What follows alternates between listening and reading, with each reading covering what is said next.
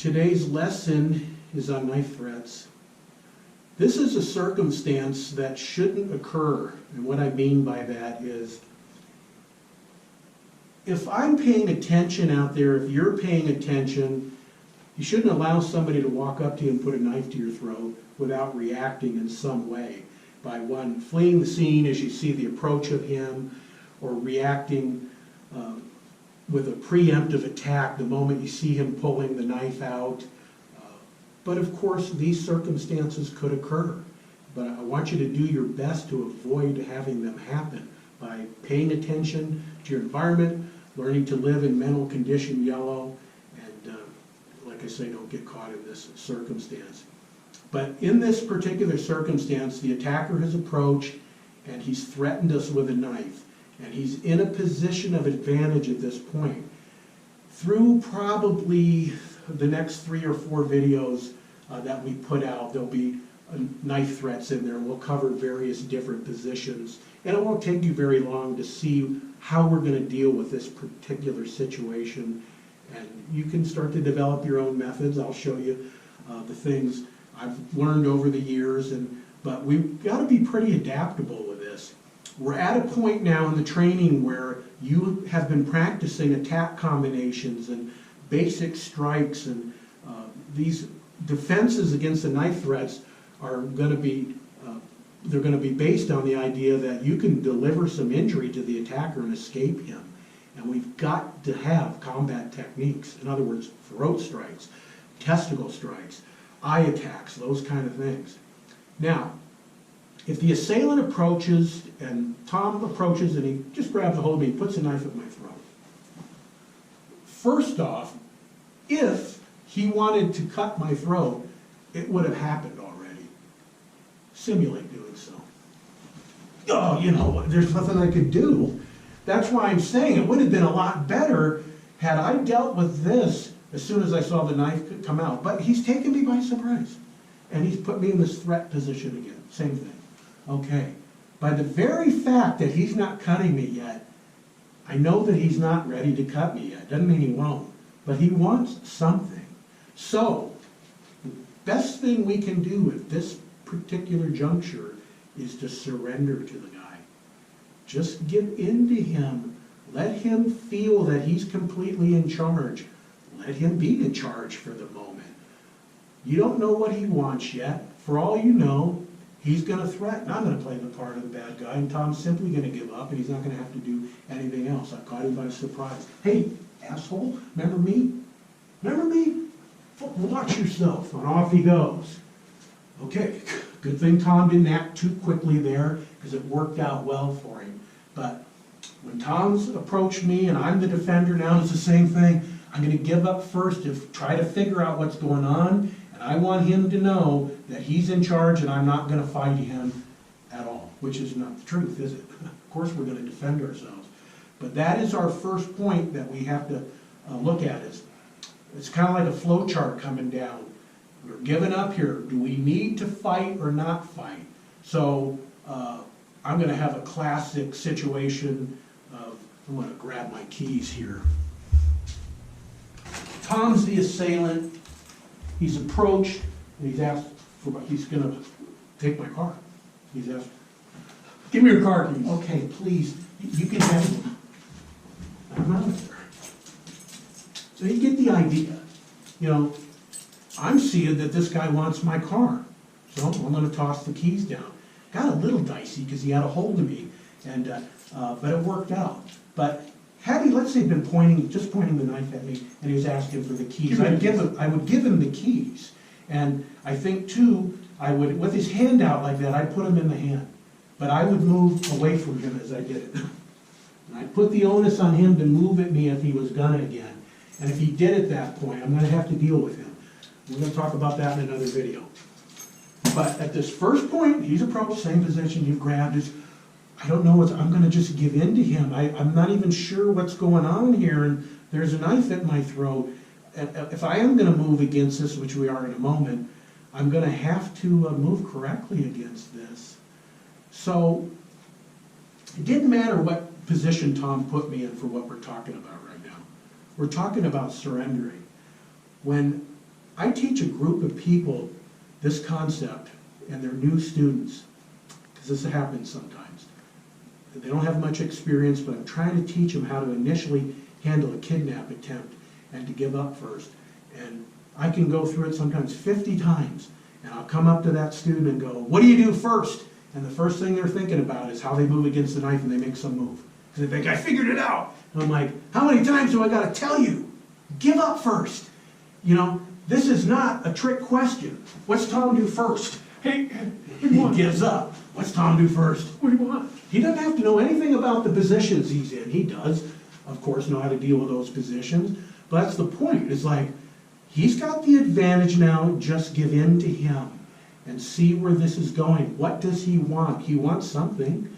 And I don't think it's going to take very long for you to figure it out. So if Tom heard something like this, he's going to be the guy giving up. You going to do what I tell you? Yeah, I'll do anything. Put your hands down. All right, you're coming with me. Okay, now what's that tell me? He's got a dangerous kidnap situation, and he's going to have to fight it. Don't go to that second scene if you're going to be kidnapped. Make your stand at that first place. Your chances of success are much better.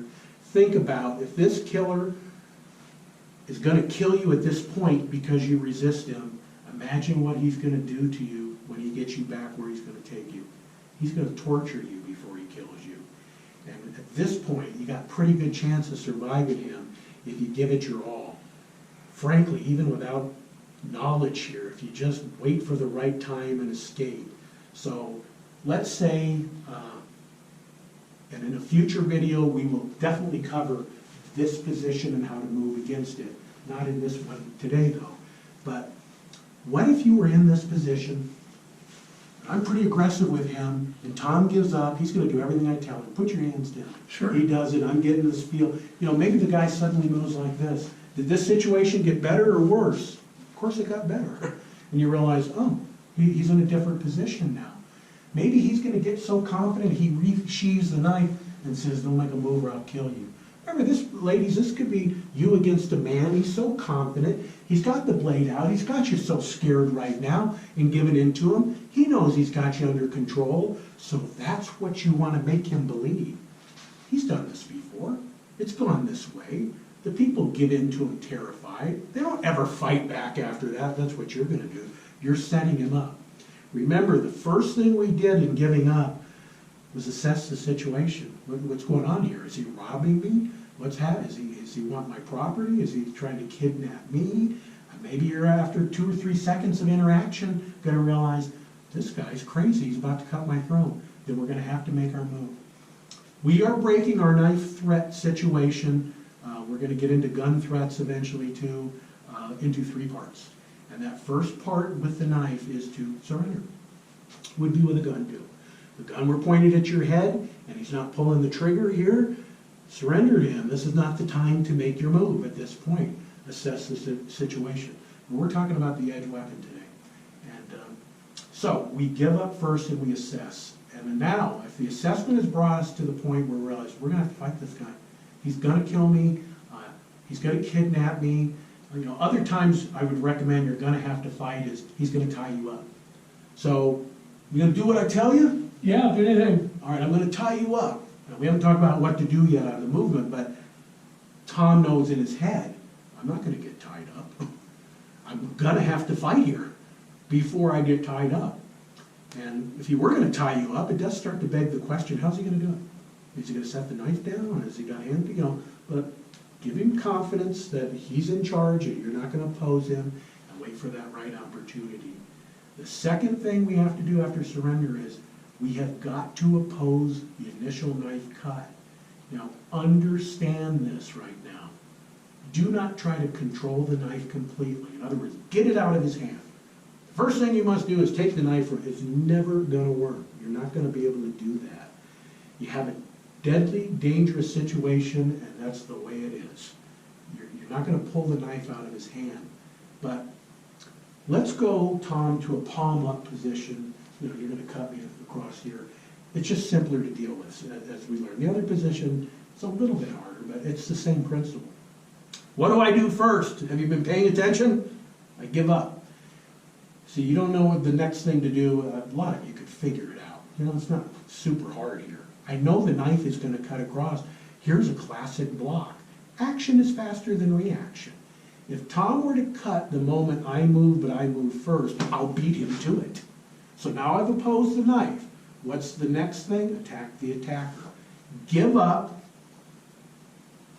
Impede the first cut in some way. Attack the attacker.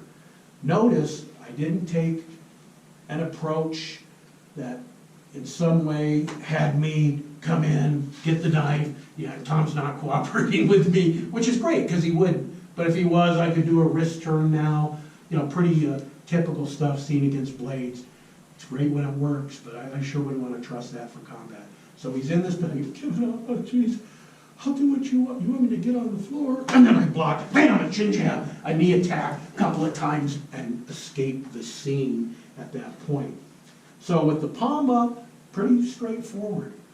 What if he had grabbed that arm? I've got to be able to adapt, especially he's got the sleeve. There isn't even a wrist to break, a thumb to break through in this case. What do I do first? Give up. I need to assess what's going on here, and I realize I'm going to need to defend myself. I've still got to deal with that by impeding it, right? I'm just going to have to use this hand now. I might come in with a block here and then chop right back into his neck. You can't worry about constantly going after this knife. When somebody attacks you and they come after you fast and furious, it's hard to access targets. This guy, you can put me back there, he's grabbed the arm. He's not coming in fast and furious. I can see he's got a lot of openings. Now, let's say I immediately go for a testicle shot and I don't block the knife. Well, he might just cut my throat. I don't think that's a good trade. But it could make sense that I grab that and then come in with the knee attack. Hey, you're fighting for your life here. When you start to develop our approach to knife threats, you'll see that you actually got a really good chance to defeat the attacker. I don't know what the odds would be. I mean, I could say in my own head, just speculating. If somebody comes at you fast and stabbing with a blade and all, if you're skillful, yeah, you might have a 50-50 chance with it. If you're not skillful, your chances are probably not very good at all of coming through that. If you're skillful against knife threats, gosh, I think you're going to win 95% of the time. I mean, the guy has left himself wide open, especially in many circumstances. I'm going to be Tom's attacker. He has no idea what I'm going to do. We don't rehearse any of this. We never do. Poor Tom. But Tom's going to follow the principles he knows. He's going to give up, and he's going to decide whether he needs to attack and how he needs to. And he'll just adapt. Hey, what do you want? Put your hands down, man. I'll do anything. Turn around, get on the floor. Yeah. Boy, he hit me in the throat about 3 times. Came in with the knee attack. Now I want to point out another thing. Tom has these reactions because he's trained. He didn't know 30 seconds ago he was going to do 5 half fists and a knee attack. He had no idea what I was going to do. But notice what he did. He gave up. I told him to turn around. He went ahead and grabbed that knife arm. I would have too, and came in and hammered me in the throat. We could go through numerous positions. There are some positions that are really tough to deal with. So we've talked about the knife being this way. Let's talk about the palm down. Yeah, especially if you had something like a lapel grab, and you know, the thing about this is he's got a lot of power in that. Now it depends what I felt from him. If I felt he was pretty aggressive initially, pretty tight with it, and I gave up, and I felt it go kind of slack, I realized he's getting confident. Okay, good. You know, he's feeling better about it. I'd love to wait till maybe he pointed it with the knife or something. You know, you get it right, something like that. Go ahead and do it again. And bam, I come in with my block, and I'm healing as many times as I can, side kick him in the knee and escape. I'm not promising you this stuff will work every time, but I'm telling you, we go back, he got cocky with, oh, come on, I got a free palm heel straight into the attacker's temple. Ladies, you could rock a guy's head with that blow. Remember, all we need to do is escape him. And when you're talking like something with the edge weapon, you get out as quickly as you can from that circumstance. Now, let's say we're back in that position. And I feel a lot of force here, maybe he even starts to cut, and I realize he's gonna cut my head off. I would grab that thing immediately with this hand. Let's turn. Immediately right onto it with that hand. And then I would come over the top of that with my whole arm and clamp it into place, and I'd start kicking his knee. Now, let's turn it this way again. Let's go ahead and take this out. So, is such a nice classic situation to come in with an arm bar, and if you know how to do it, it might work. It might not, though. And if you don't know how to do it, I don't recommend going for that. I want you to understand what I actually did. You could grab again, make it right. I felt he was cutting, and what did this simply do? It made it hard for him to cut my throat right now. Now, I'll agree with you, I'm not in a great position, but I just saved my life. And now I am gonna batter this guy's knees out, bash him with whatever I can as I hang on to this, and hope for the best. And prepare for the worst, as they say. So we've seen the palm up and the palm down, and you gotta be adaptable. It's like we talked about in the palm up position. If this arm's free, I'm gonna block, but maybe it's grabbed. Well, you gotta be able to adapt. You gotta figure out something else you're gonna do. The other thing, Tom's gotta be able to adapt to anybody. He had to with me. It might start here, and then it goes to this. And you realize what I was thinking of doing a moment ago is not there anymore. He's moved his position. I'll tell you, when you see these circumstances, and by see, what I mean is read about them, hear people's stories, what happened to them. You see them recreated sometimes, and very well, that in the beginning, it's something like, this is real aggressive, but 2 or 3 minutes later, he's turned his back to people, and he's got everybody under control, and he's threatening this guy, and you realize that there are opportunities now to attack him. This could be a terrorist circumstance that you're in. Well, obviously it is. You know what I'm talking about. A classic terrorist situation, and the knife threats, part 1 today. You could get creative with this with other positions. Remember, we've got to be able to attack the attacker before we can even think about doing this. Generally, when a student is training with me, they've been training pretty hard for about 4 to 6 months before we get into this topic. And the reason being, they've got the chin jab down now. They've got eye attacks, or the mindset is attack the attacker is really being ingrained and set in. And now they see ways to utilize that.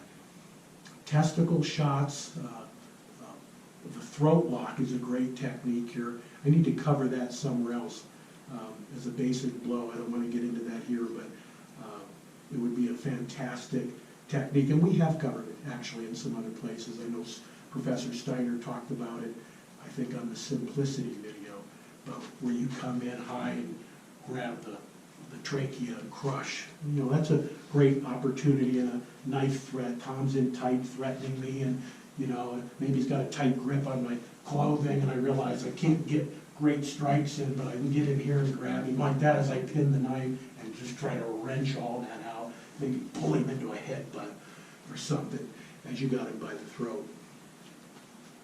We're going to be covering all the positions that you could be in, and once you cover every position you can be in, you can find another one. You know, they're, okay, well, what about this? Students sometimes have a fun time with that. And I look over and they got a guy twisted around this way and that, what are you going to do now?